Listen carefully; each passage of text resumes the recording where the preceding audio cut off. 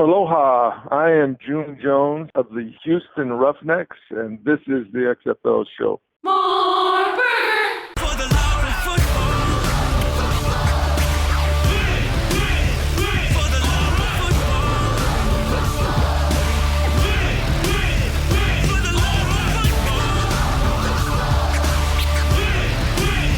For the love of football. Let's go.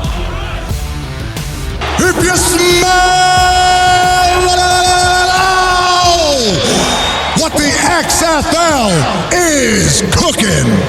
Welcome, football fans. This is the week of October 2nd. This is For the Love of Football. This is the road to 2023, and this is the XFL Show. I'm Alan. And I'm Bryant. This week, we're without any real news to cover, as per usual these days. We're just sitting around waiting. So we're being proactive. We're mapping out the essential markers for the new XFL for what the league needs to hit before kicking off in 2023. This is episode 190. We're busting out the roadmap, Bryant. You did the legwork this week. We're going to break down those essential markers. We've got infographics, we've got dates, timelines, comparisons, charts to 2020, and of course, all the essential markers to hit on the road to 2023 to build a successful XFL. Yeah, I've been trying to do this for a little bit, Alan. It's been kind of a weird couple weeks, so I had to kind of build my way up to this, and I'm finally happy that I was able to accomplish it. And it's going to be great. A roadmap that tells us where we were. We talk about it all the time on the show, where we were in 2018 to where we are now. And are we far behind? Are we ahead? Where are we? It's going to be great. That's coming up later on this show. It also helped me bring back some gimmicks, which I'm very proud of because I went back to our old shows and listened and read our old scripts. So, yes, very happy. It's been a good week for me, personally. So you're going down memory lane, making charts, going down memory lane, enjoying yourself this week. Meanwhile, I was just sitting there really mad. There was really nothing in terms of social media or anything other than Taylor Heineke to talk about related to the XFL this week. Although I think The Rock might have actually put XFL on a social media post that was like way down there this week, but not something we really need to get into because you did all this hard work and we're going to dive into this, and it's really going to give everybody a good glimpse at what happened leading up to 2020 in terms of those really key moments on the league building side and where we're at in comparison for 2023. I think this is going to be a very solid show when it comes to the information people are going to be getting, and we're going to talk all about it coming up as soon as we just get all this out of the way. 724-565 for XFL. That's the number for you to call. That's the XFL Fan Line. You can text, leave a voicemail anytime, any day. Just call it or text it. It's for you. It's the XFL Fan Line. At XFL Show is where we're at on social media. So if you Instagram or Instagram Junior, or I don't know, if you're on Twitter, that's where we're at XFL Show, talking XFL with you. And of course, we are brought to you by Pretty Easy Podcasts. You could go to www.prettyeasypodcasts.com to get your own podcast started today. And if you really think you can do some podcasting, but you really don't know about audio editing or posting your show, that's where Pretty Easy Podcast comes in. They give you a personal producer at an affordable rate. Just get started today now. If you want to do it, do it. It's podcasting. It's fun, and it's really easy with Pretty Easy Podcasts. Because they make podcasting pretty easy. So easy, Alan, that again, I have no idea where you are. You might have been there before, I think, but I've never seen it in the daytime. And you're still podcasting like a professional. Look at you. Oh, look with at the you spot go. I'm sitting in right now? I think you were there with Vince one time, if I'm not mistaken. Look at me. Look, I could be anywhere. Yes, Vince was sitting in this very spot next to me one time. This is why Pretty Easy Podcast really is a lifesaver. I'm living that road life for a while, and I could set up and pop up, and we could do the show wherever. I mean, we might be going international soon, Brian. We've done it before. Might do a whole lot of international shows coming up. I mean, but usually you're the one on the international side. But I think I got something in the works for this show coming up. I have been in quite a few locations for this show. It was more so a little bit easier. It was easier when we were not a video show, but now that we are a video, uh, it's trickier. Got to make sure the background looks decent. I miss Hawaii. Yeah, it's tough. Also, yeah, and then you got moving parts, moving people. So if people see someone walking in the background wherever I'm at, just know it's probably a tourist or a home invader. I don't know. I'm not paying attention. I'm just focused on talking XFL with you and, of course, with Bryant here. And we have a lot of fun to have today. I really am impressed with what the work he did going back in the archives and really pinpointing those key dates. I mean, I knew the markers, but Bryant pinpointed the dates. We're going to talk about what are those key markers. When you say league building, what does that mean? What do you have to do? We're going to nail all of that down on this show. But real quick, let's think and dunk at XFL Show, XFL Fan Line. We get action there, and we want to, acknowledge it. And I have to acknowledge Terry this week, Bryant. Terry getting back onto the XFL Fan Line on a text saying, do you get depressed when you see that all the XFL social activity is basically you guys and Taylor Heineke? Depressed is not the word. I'd say angry, Terry. I get angry. Bummed. I don't know. I'm tweeting something out now to put us out there a little bit more because we are kind of not out there ever. But it is a little. I mean, I saw Sam Schwartzstein. He's probably the most active when it comes to Twitter. He still does a lot of tweeting about the XFL and stuff. I think he got, if I'm not mistaken, he was going through an airport and heard somebody talking about the XFL. But didn't approach them. I was kind of bummed he didn't approach them. I don't know if that actually happened though, because then he qualified that and said that's actually a meme. And I looked up, that's like a common thing people tweet out. Is I walked through an airport and someone recognized me and I just kept walking or something. Or is it those tweets that Is it those tweets that are like my 2-year-old child basically was like, hey, Dad, how come there's no financial institution that helps support people who are looking for healthcare who are self-employed? Like your 2-year-old ever said that. Get out of here. Yeah, it's tough to keep up with the memes, but basically you're right. It's Schwartzstein, it's us, and a whole lot of articles written about Taylor Heineke and how he was a backup in the XFL. Terry's right. There's not much going on this week or the last few weeks. We all know it's on the horizon, but for now, I guess Taylor Heineke could dominate those headlines, although he's got to win more if he's going to represent the XFL, I say. Otherwise, PJ Walker's still my guy. It is a little it bums me out, but hey, I think once we go through what we're about to go through, Alan, people realize that we weren't really getting that much at this point anyway, so we're just spoiled. Exactly. And you know what? Let's get right into it. This week, different show. Bryant got deep into the archives, deep into dates, really pinpointed everything. And instead of a cover 2 this week, instead of the hot read this week, we are just going to run through this map, this outline of how to build a spring football league, how to build an XFL.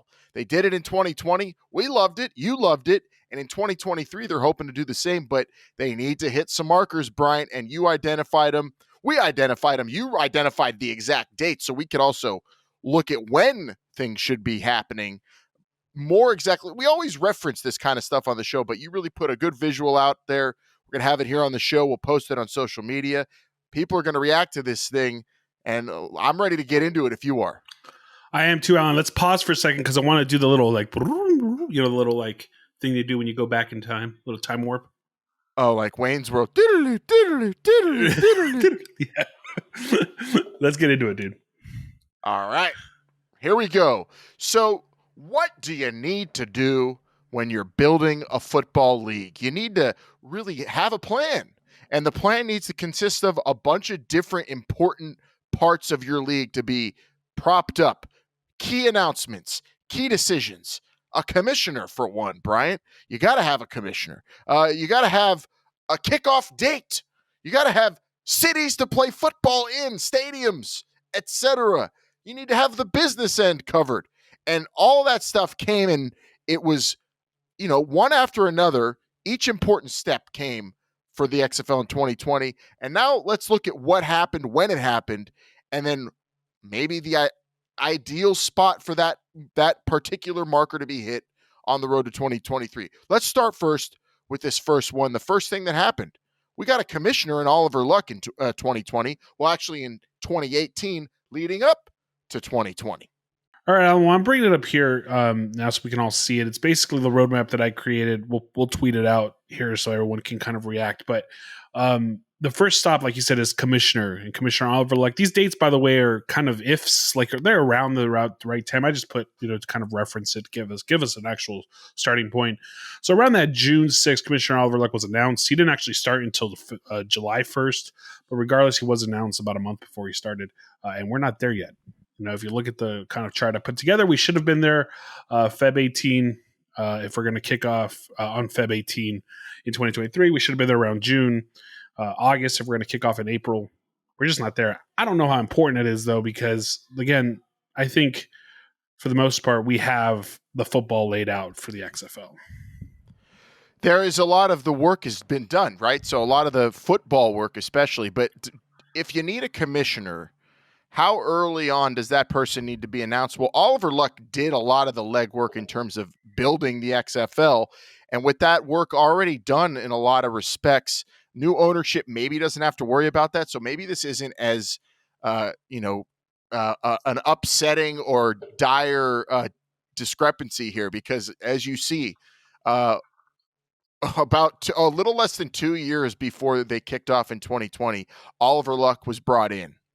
And right now, we have totally passed by that moment in time on a related road to 2023. And Bryant put here, so if they plan on kicking in 2023 in February, last June 20th is when we should have gotten a commissioner earlier this year. And then if they plan on kicking off later in April, we should have gotten a commissioner just over a month ago. So haven't hit either of those markers. How concerned are you with that, though? I really am not. I mean, I think, like I said, although the paths in terms of time frame is what we're trying to compare apples to apples here. It's little not, because there's a lot of work that's already been done that you don't need a commissioner for.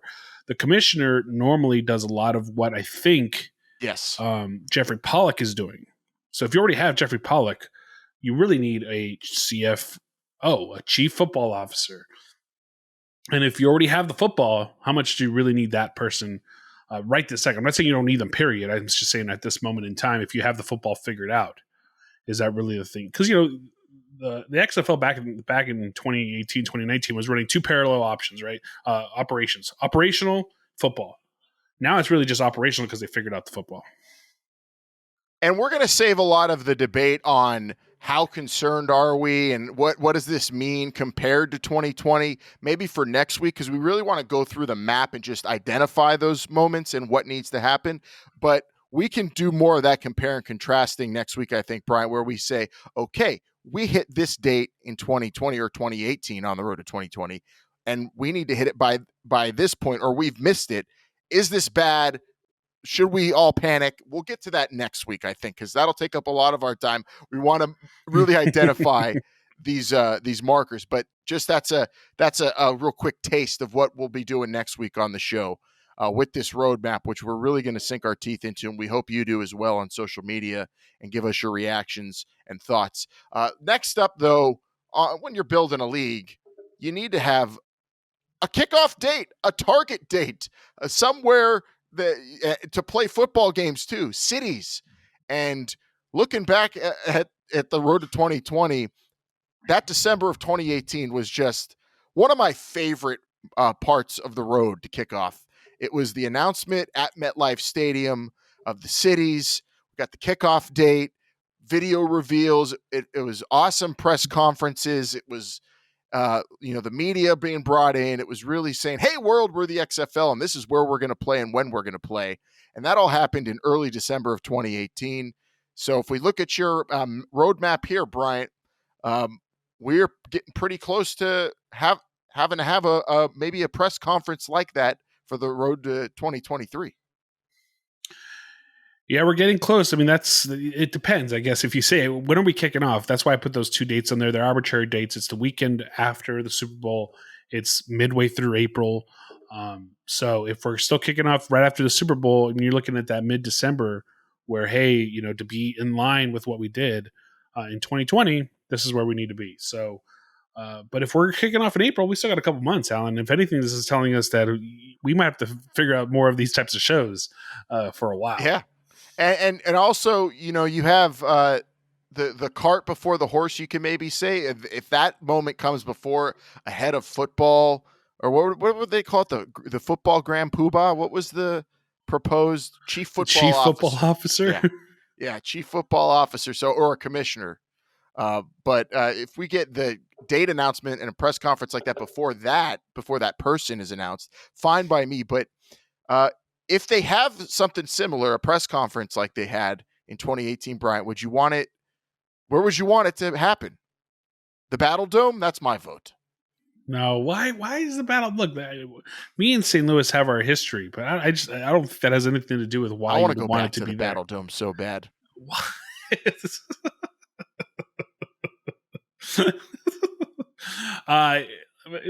If you're going to do a big old press conference like that, where did they do the team name reveal? That was kind of in studio thing, I think it was. So if you do it at MetLife, it's kind of cool. But are you going to play at MetLife? Do you want to play at MetLife? I don't. No, I don't. You could have the press conference there, sure. It's a very great facility, I think, for that. But I want the New York team to be playing at one of the soccer stadiums, or maybe even at Citi Field would be pretty cool, I think. But I don't want it at MetLife, but it'll probably be there. Because I mean, why not? It's always available, but we'll see. I know New York fans probably want a smaller venue, and maybe one that's closer and easier to get to. I don't know. That's a tough call. New York's tough. It's the biggest market, but also for football, it's kind of tricky that way too. Look, it's going to be interesting when we get the actual teams and when that actually happens. And if they do it at one of the cities, that's great. I think you do it in New York because you have so much media there. That's probably why they chose New York. Maybe you do it in LA. There's a lot of media outlets out here too. Although if you're not going to play in LA, then do you really want to do it in LA? I don't know. There's a lot of questions there as well. Either way, I feel like I want that announcement. I think it's pretty obvious that we're quite a ways away from it. Prediction, it'll be in Vegas. I don't know when it happens, but I'm predicting Vegas. Vegas. Okay. If we're going to predict cities of where it's going to happen, I'm going to say, man, I don't know why I want to say Dallas so bad. I think I want to say Dallas. I don't know why. Just Dallas seems like it's a central hub city. It's a good spot. It makes sense. But that would be, if those, I would presume that the announcement and the press conference or whatever they do, if they have even an event, it could just be digital. Hopefully not. Everybody's sick and tired of that kind of stuff. Zoom calls and online announcements. We want real life, baby, hopefully. But who knows if they'll even do it. But that would be the next marker comparing to the road to 2020. Next up is the business end of things. Announcing the XFL president, Jeffrey Pollock. That came in late January of 2019. So basically a full year out from kickoff, they announced Jeffrey Pollock, who's still with the XFL, one of the last, or if not the last remaining employee of the league. And he was brought on just a year out, Bryant. So looking at the timeline, presuming a February kickoff, then we would get that president announcement coming up pretty soon, early next year in a few months, or if we're kicking off tax day, then you're going to get that in April of next year. So I don't think we're going to get that at all because the guy's already there. So this is kind of one of those like check marks that you can kind of say, hey, we're moving forward. Let's roll. We got our guy. We kept him along, and we're going to keep moving forward. And that also leans into the fact that a lot of the markers we're going through are either already fully checked, like this box, presumably, or partially checked. That having Jeffrey Pollock still a part of the XFL in whatever capacity he's truly working in right now, it means that there's already a lot of what happened in 2020 being brought in, at least on the business end.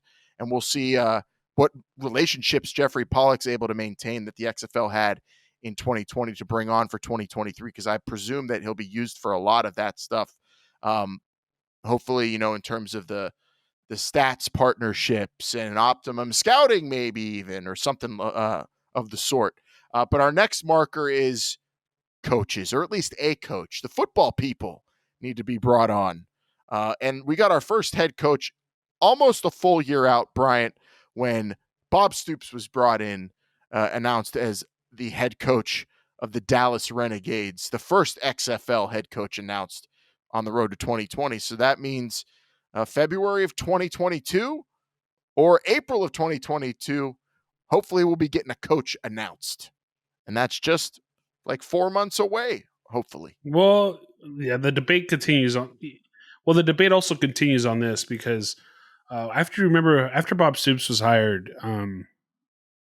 we got a series of weeks, right, where coaches were announced leading up to, Pep Hamilton, Jim Zorn was hired, Kevin Gilbride. I think June Jones was the last one. So all these coaches were hired over about 6 weeks. And how much time did they really get as an advantage? Who knows? Is it really necessary to have a coach that early when you don't have players? Again, that's up for debate. We'll talk about that next week. But to me, what I'm looking at is the next one. This next stop is probably, to me, even more important than coaches. Yeah, this one's the monkey wrench on the road here. Or the banana peel. If you hit this one and slip up, because what are you going to do? Are you going to have team presidents brought on to run each team that's owned by the league, or do you erase that one and then marker in owners instead? Owners of franchises. Is that what's going to happen with the new XFL? That's the big question too, Brian. That's the one when you put this all out there, I circled too. I said, this is the one that could really change and be different from everything else on the road to 2020 compared to the new road to 2023. Well, if it's owners, I think it's way before. I don't think it gets to this point and says, hey, we're going to hire owners. Or right, we're going to bring in owners, hire owners. We're going to bring in owners. But so I think that happens way before this, if we're going that ownership route that we talked about so much on this show. So it's going to be a different one that I think will tell a lot about how the XFL is going to succeed in 2023 when it comes to marketing. Because if you really think about it, these presidents were like mini owners of the teams. They ran the teams when it came to financial and operational processes. Exactly. Right? And the new model, if that actually happens, where you have a franchise owner who then hires and delegates all these tasks to people, the president role in 2020, that's still a role someone will have in the new XFL, but they will answer to an owner of that franchise potentially, instead of answering to the league and also working together with the other presidents. I don't know if you're going to be working in tandem with other teams' presidents if you're working under a franchise owner. If that makes sense. The way it was set up previously was presidents work together from different teams for the better of the league. When you're in a franchise model, you work as a president for an owner. You're competing with the other presidents. You probably share best practices, and you're going to be working to help each other grow. But really, it's a competition in the offices across the league, in addition to the field, when you have that franchise model. Yeah, no, it really is, and we're going to see what ends up happening with these teams. I think relatively soon. If we get to a kickoff, an announcement date, an announcement of teams, and no owners, then I think it's safe to say that we're going to go this president route again for 2023. Yep, and again, those presidents were announced in March. That first one was HBK, Heather Brooks Carrots for the LA Wildcats, was announced March 24th. A friend of the show, great friend of the show. March 24th, 2019, she was announced. So a little less than a year before kickoff, presidents were starting to be brought in. and they were doing all sorts of things in their local markets, but really working together as well.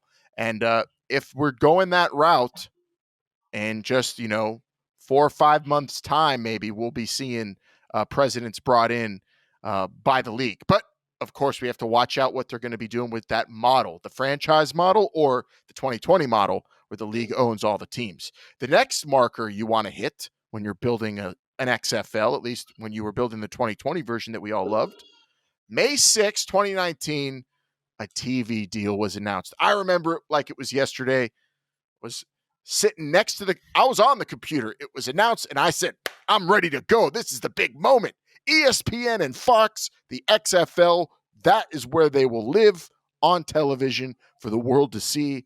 And that was announced in May, the year before kickoff in 2020. So not far off from kickoff was the TV deal made. And it seems like the talk on this road, though, Bryant, from the new ownership is they want a TV deal in place before a lot of other things. It sounds like they really talk about, the media distribution a lot whenever you hear anyone from Redbird or Danny Garcia talking. Yeah. Before I get into that, Alan, do you remember where I was when this TV deal was announced by any chance? May 6, 2019 would be... Was that like your wedding? No, I was trekking back from my bachelor party. I was waking up after a weekend of shenanigans on a Monday to this news, and the bachelor party was, dying down. And I think we did a show as I was driving back, all hoarse, my voice all raspy and hoarse, and it was just a fun show to get that. Kind of woke me up and got me ready for the week again.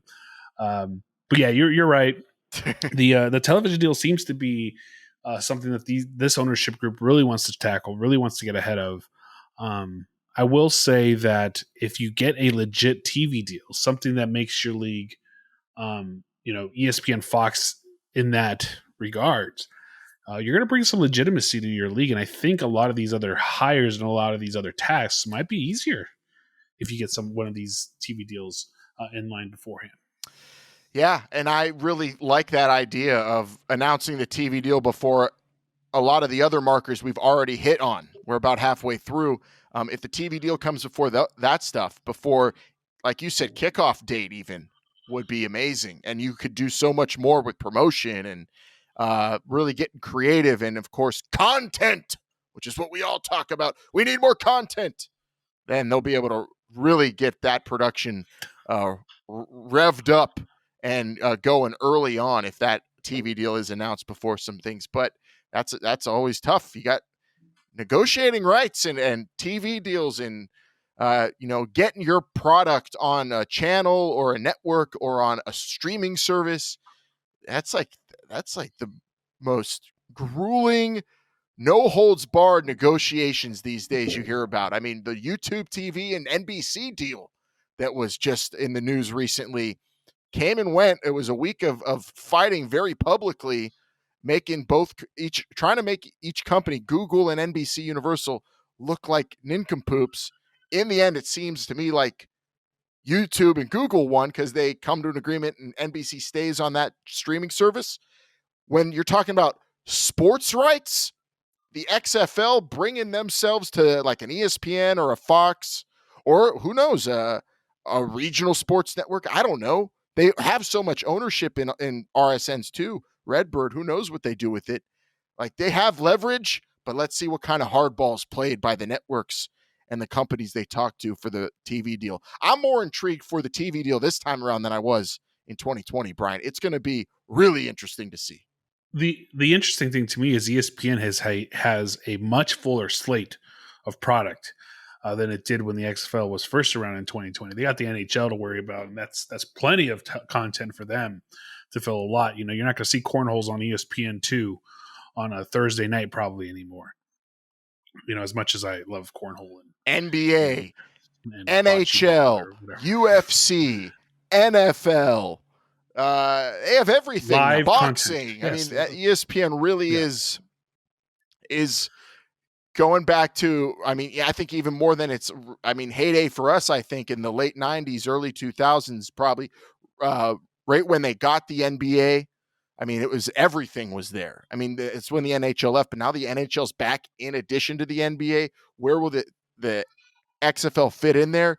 Will it be like a CFL situation where you rarely see it on their TV stations, but it's on their streaming service? I hope not, but we'll see, because there's a lot of the great thing is, though, ideally it's on a network TV like it was, and cable like in 2020. But the fact is, there's plenty of places for the XFL to be televised. That's the good thing this day and age. There's definitely going to be somewhere in some service or some company or network that will want the XFL. So there's no issue there, I think. Yeah, I mean, we don't want them on Ion Television, channel 36 in Los Angeles. Like, you don't want that type of stuff, right? So you got to be careful. Yeah, so you got to be careful. Not every single opportunity there is an actual opportunity. So I think the XFL will find itself in a very pleasant deal, especially if the Spring League can get on Fox. Like, let's just be real about that situation too. Yeah, if the Spring League is on Fox, the XFL is definitely going to have a pretty sweet home, I think, because football is king, and these TV networks and streaming services are going to want some live football, especially if The Rock's involved. Okay, the next marker we hit when we're building announcing, hey, The Rock is going to be here is worth millions. Sorry. And millions of dollars. Okay, the next marker we need to hit here to build an XFL league would be, on the football side, the scouting side, summer showcases. Although, is that needed? That's a question we asked when we went through them. I went to the summer showcases. Were they totally necessary? Some would say maybe not. Were they super fun and awesome for a football nerd like me? Yes. And did they give some guys opportunity to get to the league? Sure, but not a lot of guys from the summer showcases made it to the league, did they, Brian? No, they didn't. We even asked Bob Soupstead, and probably one of the stupidest questions I've ever asked in my career was, "Hey, how many players did you get from the summer showcase?" And he said, "None." That's a good question. We interviewed him. That's a good question to ask, though. So, that's not a stupid question. I mean, the impressive thing is he was so honest about it. I guess. He's like, yeah, we really didn't use the summer showcases. We didn't really get too many players from there. It was a marketing tool. When it comes to financial expenses, is it going to be necessary? Who knows? I wouldn't mind this summer showcase to be something more along the lines of a summer workout. Players that were cut that don't currently have NFL contracts, if they want to get out there and get some work in, show their skills, that would be more along what I'm thinking this should be. Rather than just getting players from around the league and getting players who are no longer really playing football and giving them one more opportunity. So if we're going to really produce some stuff year-round for the XFL, right? They talk about that. Here's my idea. Summer before kickoff 2023, seeing the marker where you need something like this to occur.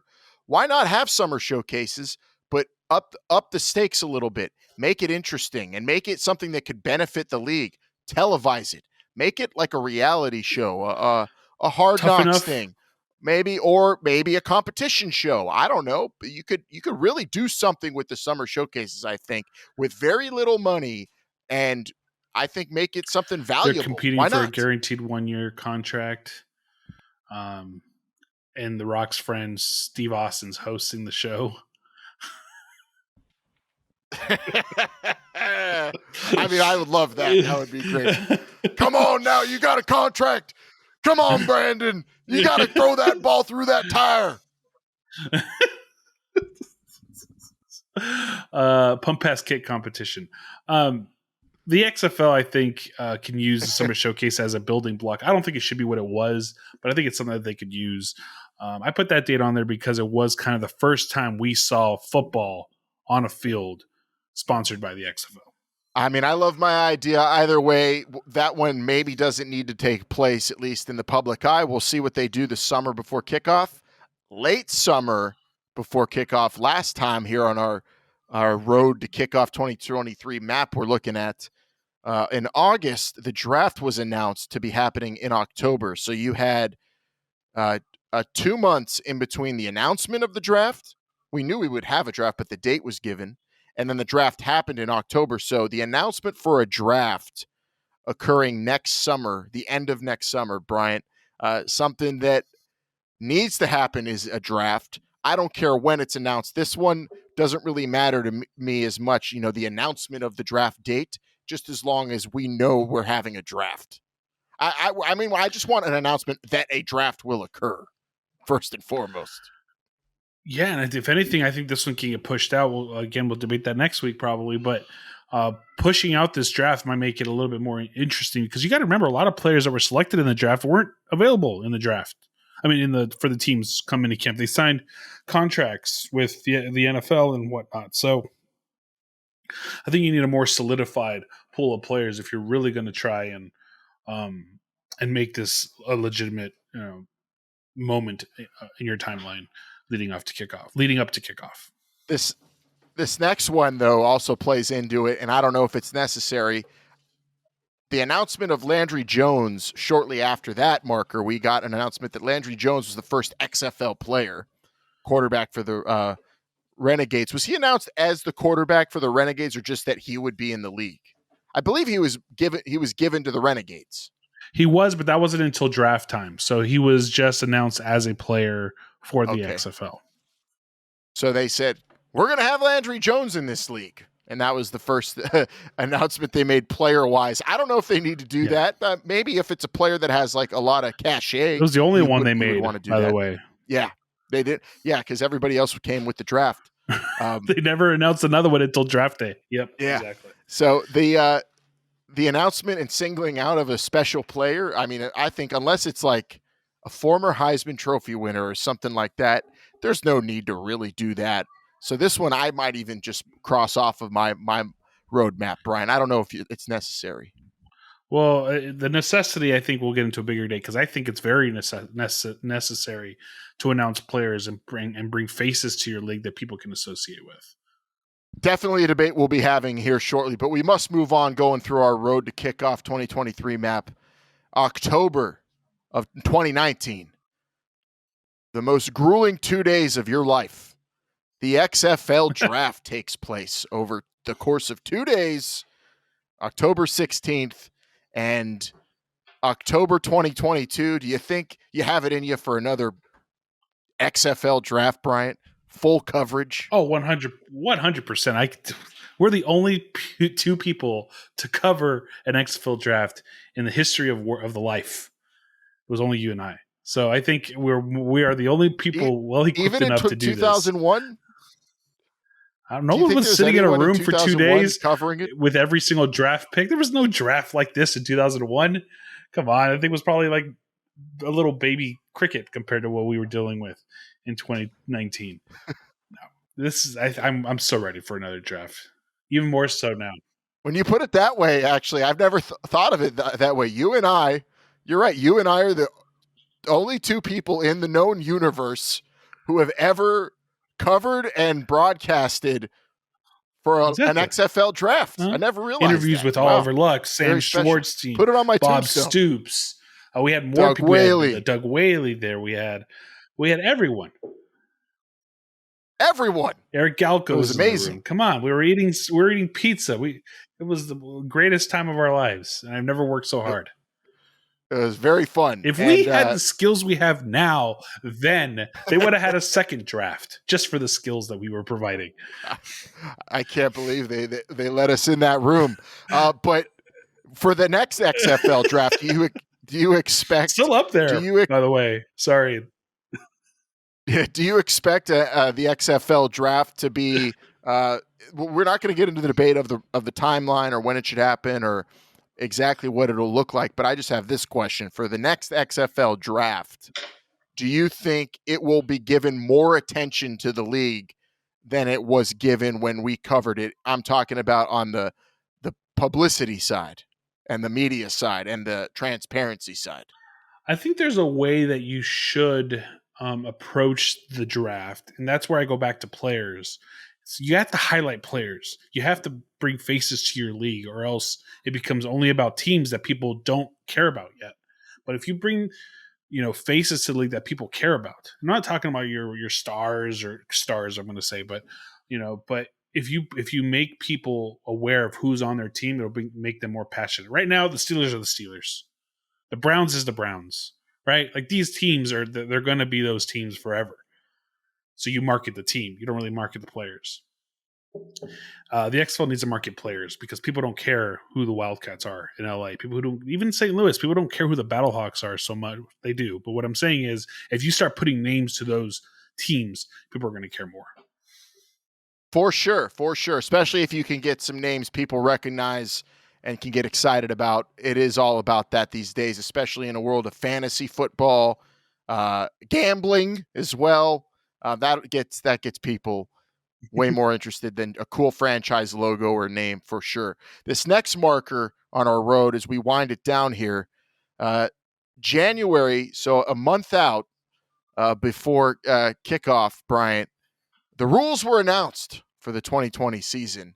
I think this is one that you can click and drag and move all the way to the top potentially because you have the rule book already this time, baby. You don't need to work on it and tweak it all the way up until a month before kickoff this time.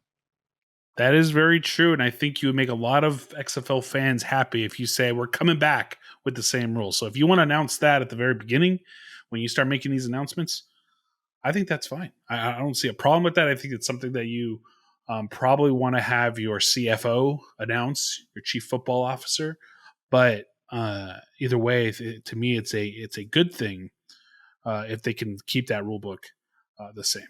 Do we want it a month before kickoff? Probably not. Technically, This is a week before training camp, so that was the bum. No. Of all this was like, hey, we're going into training camp. We really don't know what rules we're playing.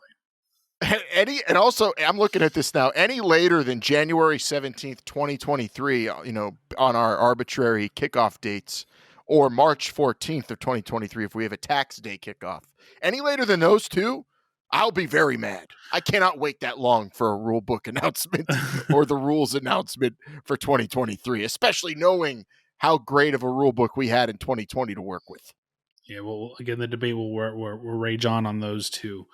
On that one specifically, whether or not it's going to be one of those two dates. I hope it's sooner. I want to know. I want to play my Turkey Bowl under XFL official rules for 2023. Oh, that's my goal. That would be fun. In my Thanksgiving Day Turkey Bowl game in November of 2022, I want to play under official XFL 2023 rules. I mean, you could play with those rules anyway. You know the rules. Official XFL 2023 rules. I want to know that the official rules of XFL 2023. Yeah, I guess you don't want to play under the rules of like an old league or a rule book that nobody uses anymore. That would be, if you're like, you want to go play Turkey, but like, all right, we're playing NFL rules circa 1966. Headshots are legal. Head slaps are legal. Hitting defenseless players is legal. That's not going to happen. Not at your Turkey Bowl. Contact 15 yards down the field. Yeah, hand checking. Our last marker on the road to kickoff here, and this amazing infographic that Bryant put together. There are a lot of other notches on the belt you need to acquire to kick off a league, but these were the major ones. And this last one, training camp, January 13th, 2020, occurred in Houston for all 8 teams in a hub city. We were there. It was a fantastic affair, very well put together. I think it helped the league a lot in terms of the quality of the play. And I think this one is also one that's probably safe to say going to be pretty similar for 2023 in terms of the time frame. But in terms of what training camp actually looks like, that is a horse of a different color we won't get into. But that is another major milestone you need to be hitting, that training camp or camps if they're going to be in individual cities, Bryant. Yeah, that's going to be an interesting one. We've talked about it before and how we want training camp to have to be handled for the XFL going into 2023. I think it's going to be you're right. The time frame itself is probably around that, depending on exactly when the kickoff date is.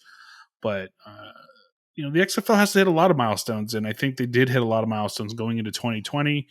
And I think that's what mainly this was, is to give us some perspective on exactly what needs to happen for us to be comfortable as fans that the XFL is doing what they need to do to make 2023 successful.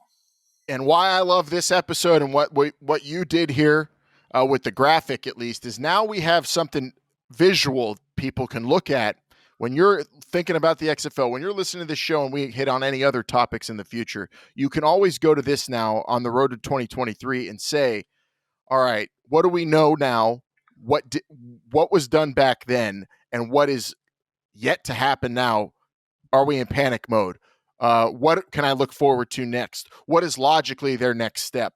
What can I bug the XFL about on social media? Because now you look at this and you could say, at XFL 2023, this time 3 years ago, you had summer showcases going on. Where are they at? Where are the summer showcases? When's the draft? When are we getting team names? We had them by this time on the road to 2020. Team names we didn't actually have it here on a separate sheet. We didn't get those until end of August 2019. The XFL, I think people like Vince are very like, hey, I want to know the TV deal. Show me the TV deal. And brother, we're not there yet. We weren't even close to it yet. So calm your expectations. Let's roll with this and let's see what happens. There's a lot of other dates that I have on here, Alan, that I kind of didn't put on this chart. But, there was a head coach summit. The game ball was revealed. Uniforms, things for fans, all the partnerships with Elevate Sports, Optimum Scouting, things like that were all announced throughout the time. And we have all that. We'll bring those up. It'll help us, make better shows. But either way, I think the kickoff needs to be settled so we actually have some fixed dates to all these things.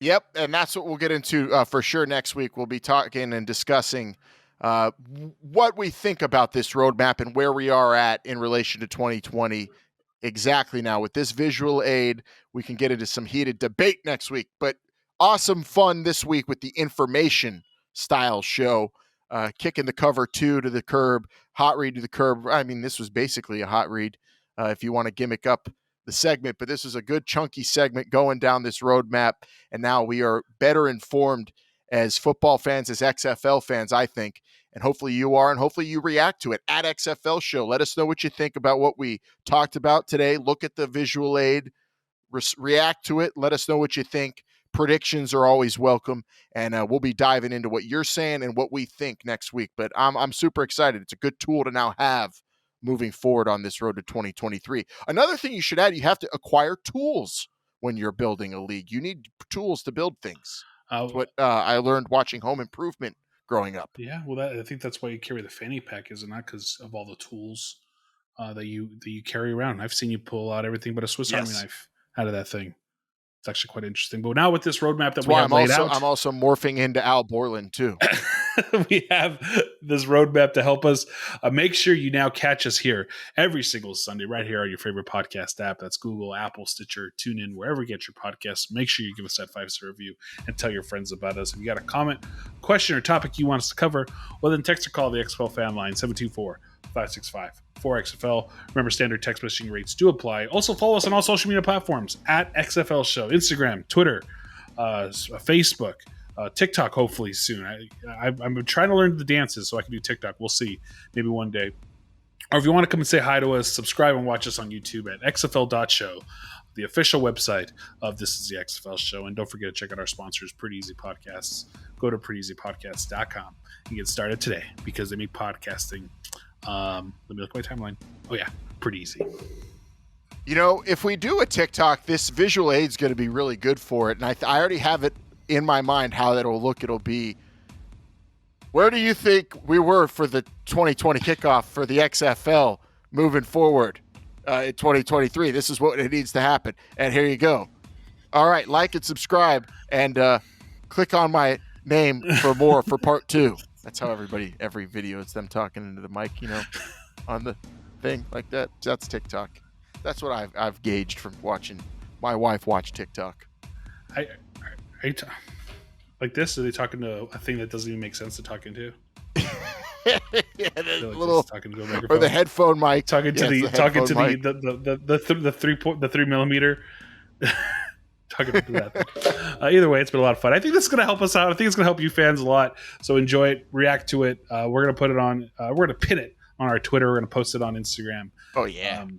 nice little infographic so everybody's aware of where we are now and where we need to be. And you know what? Who's to say this thing's not going to get blown up? That's not what we're saying here. What we're saying is this is going to help kind of ease your expectations as to what's exactly supposed to happen for kickoff 2023. Yeah. Because it can get blown up. I'm telling you, if we have a franchise model, a lot of this changes and a lot of that goes out the window because it's a completely different type of league being built. And of course, we'll be here to talk about it all. So excited, though, on the road to 2023, even in weeks with no news, knowing that kickoff is happening, knowing that conversations and meetings have happened recently between Redbird, Danny Garcia, Dwayne Johnson. We know we're getting announcements soon enough. We're being patient and we're just getting ready. And this helps us stay ready.